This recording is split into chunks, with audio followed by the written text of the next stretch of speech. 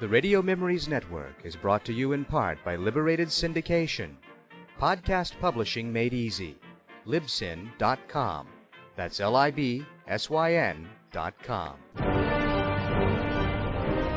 Superheroes are those fictional characters noted for their feats of courage and nobility, and who possess abilities beyond those of mere common man.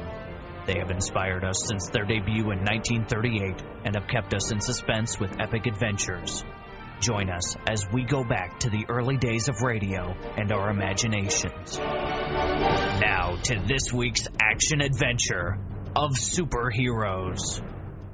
Produced in about 1950 by Palladium Radio Productions, The Planet Man is the Golly G. Willikers saga of Dantro, an intergalactic troubleshooter for an organization known as the League of Planets, the law enforcement body for peace and justice in the celestial world. Think of him as an outer space version of Marshal Matt Dillon. With their center of operations situated on Planaria Rex, the capital of the planets, the League sends their water carrier Dantro out into the celestial world to maintain law and order whenever danger threatens the universe. Dantro is assisted in his quest for law and order by the members of Earth's first rocket expedition, Dr. John Darrow, his daughter Pat, and engineer Slats, who are rescued by the Planet Man before their rocket comes perilously close to crashing into the moon. The explanation for this is that Darrow and crew took on a pair of stowaways before blast-off, namely his nephew Billy and niece Jane, which makes a listener wonder why the heck they weren't in school. These 5 individuals join forces with the Planet Man to defeat evildoers like Marston, the ruler of Mars who possesses an insatiable appetite for interplanetary domination. Now join us for another exciting episode of Planet Man. The Planet Man!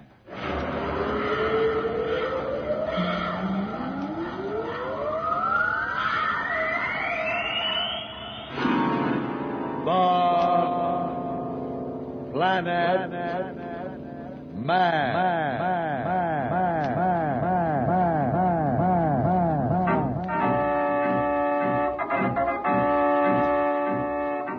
This is the fascinating story of Dantro, the Planet Man, troubleshooter for the League of Planets organization, the law enforcement body for peace and justice in the celestial world, whose headquarters and center of operations are situated on the capital of all the planets, Planaria Rex.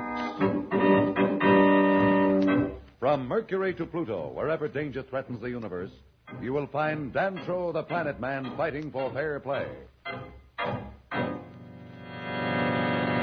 In a moment, the Planet Man.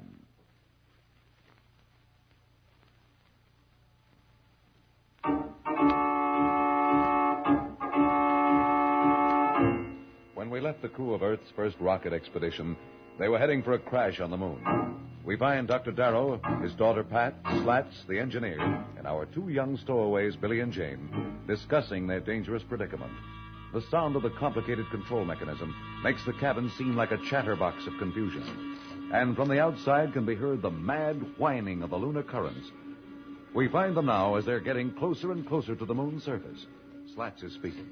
Our altimeter reading is dropping pretty fast, Professor. Isn't there any way we can break our fall on the moon? I've thought of everything, Pat, but there just doesn't seem to be any answer. The extra power we lost on takeoff was our only hope. Father, I know you don't like to do things second best, but in a situation like this, it might be necessary. What do you mean, Pat? Well, what about using our remaining power to go into an orbit around the moon, as we discussed in our original plan? Yes, but what good will that do? We still come to the same end, except that the agony will be prolonged. Let's do it, Professor. We got nothing to lose. Whatever it is, I'm game, Uncle John. Me too, Uncle John. You know what they say, Professor, where there's life, there's hope. It'll be a ticklish maneuver now since we've gotten into the pull of the moon and our power is limited.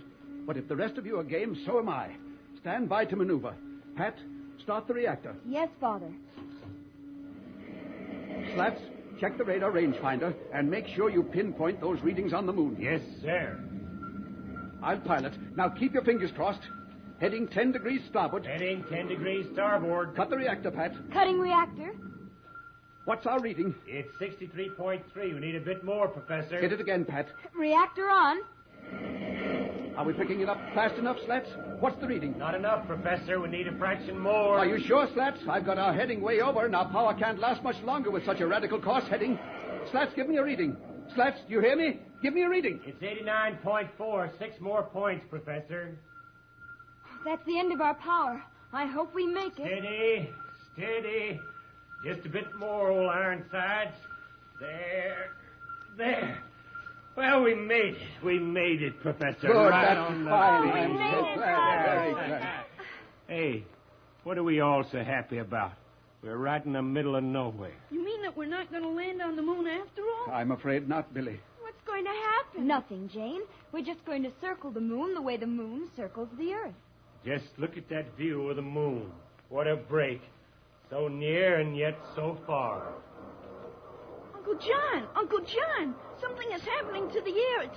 It's getting stuffy in here. I know, Billy. It's the air circulator slowing down. Breathing will be just a bit difficult from now on since our oxygen supply is limited.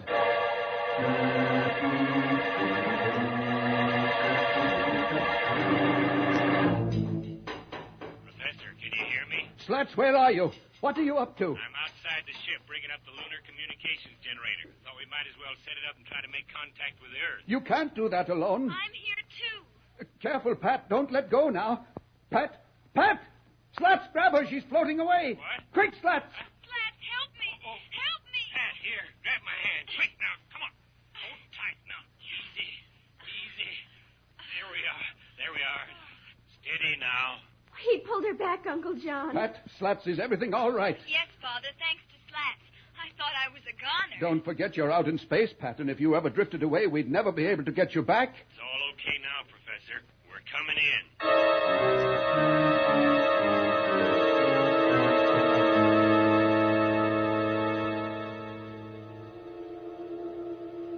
Pat, Yes, Billy? Jane and I know what's going on. What are you talking about? Pat, we know this whole trip was spoiled because we stowed aboard. It's all our fault. Now listen to me, you two, and stop feeling guilty. It wasn't the best idea for you to sneak aboard, but it did happen. And besides, we could have been wrong in our calculations. The important thing now is for all of us to face up to whatever lies ahead. And I know that you two won't let me down. Never, Pat. Not us, Pat. All right, now let's just forget the whole thing. I wonder where Slats and Father are.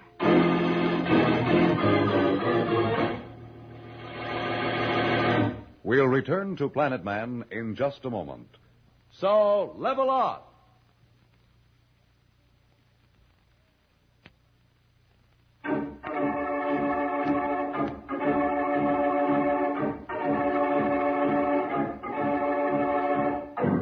Well, it looks like the first trip from Earth to the moon is coming to its tragic end.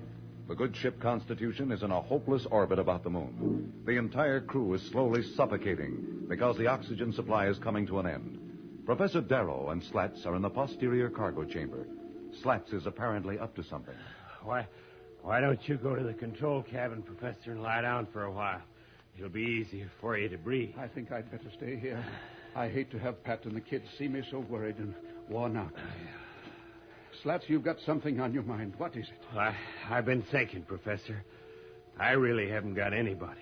Nobody'd miss me, and you and Pat and the kids would have a little extra time. Now, what are you driving at? Well, a big guy like me uses a lot of oxygen. All I have to do is to step through that port, and it'll be all over in a second. You people will have a little longer. Don't be a fool, Slats. We're all in this together.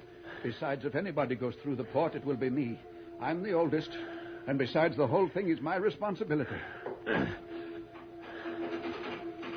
Now, look, Professor, I've made up my mind. There's no point in trying to stop me. No, Slats, don't jump. Don't stop me, Professor. I'll hit you.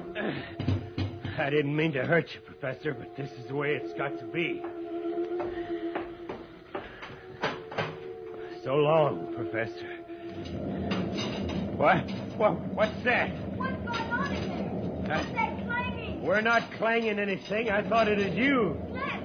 Father, look out of the port! Quick! Boy, look at that. It's Mammoth!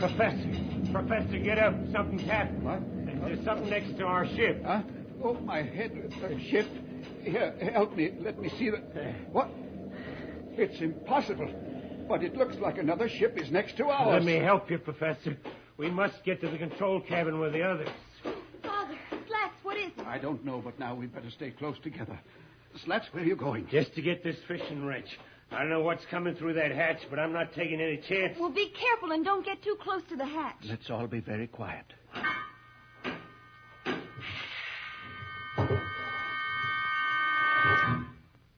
Oh, Stand back, whatever you are. I'll... Look at Slats. He can't move. He's frozen in his tracks. Oh, Slats. Why, it's a man. What did you expect? A three-headed Mercurian man-eater? I am a man from the planets. A planet man. Boy, wait till the gang hears about this. Billy, please. My name is Dantro, the Planet Man, and I come in peace. I represent the League of Planets, and my mission is to bring all of you to Planaria Rex. Planaria Rex? League of Planets? Where is that? I'll explain in a moment. But I don't think we should leave your brave friend Slats in this paralyzed predicament. He'll snap right out of it with a shot of this ray gun neutralizer.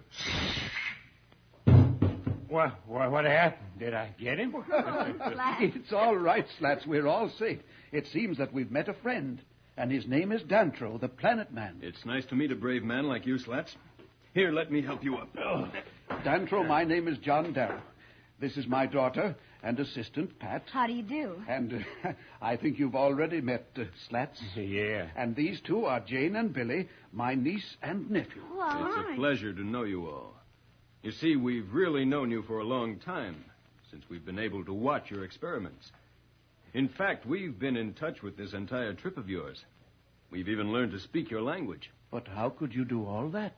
We planet men have many devices which Earth has not yet discovered, and one of them is the cosmic communicator, which enables us to see and hear across the millions of miles of space. but why have you kept the existence of the League of Planets from the Earth? Where is Planaria Rex, and why haven't I been able to chart its position? Everything will be explained to you in due time. What's that noise? It's coming from my ship. We must hurry along. It's the bogey warning oscillator telling us there are some unidentified ships approaching. But we can't leave the Constitution. Not old Ironside. Your ship will be safe in this orbit for 1,000 years. We must not waste time. Will I get a spacesuit like yours? Will you let me fly the ship? I see Earth children are no different from ours. There's our last warning. Quick, through the hatch into my ship, the Planeteer.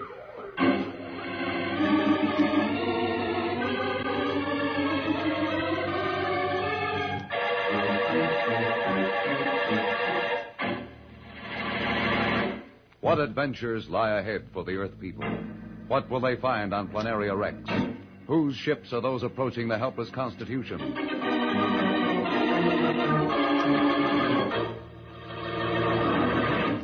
We'll be back in just a moment. But first, here is a message that Dantro the Planet Man wants you to hear.